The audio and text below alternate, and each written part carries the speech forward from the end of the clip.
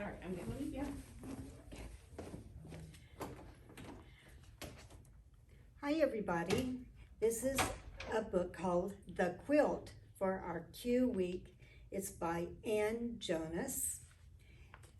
The book is about a quilt that a little girl got, and she's so excited about it because the quilt has fabrics from all sorts of things that she's used to. It says, "I have a new quilt. It's to go on my new grown-up bed. My mother and father made it for me. They used some of my old things. Here are my first curtains and my crib sheet.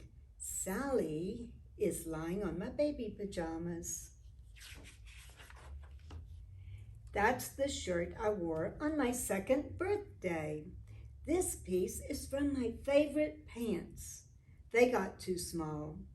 The cloth my mother used to make Sally is here somewhere. I can't find it right now, but there it is. I know I won't be able to go to sleep tonight. It almost looks like a little town from all those different fabrics. Looks like a city. I can't find Sally.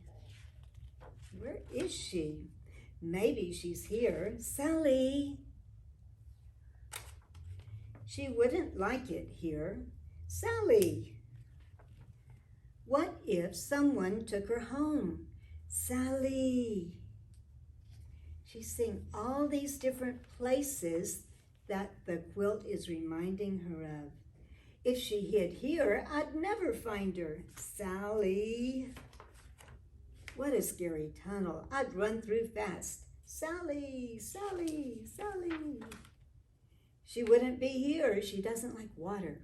Sally!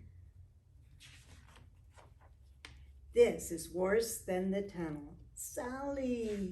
Where is she? I see her. She's fallen off the cliff, which is actually the end of her bed. Good morning, Sally. There she found Sally again.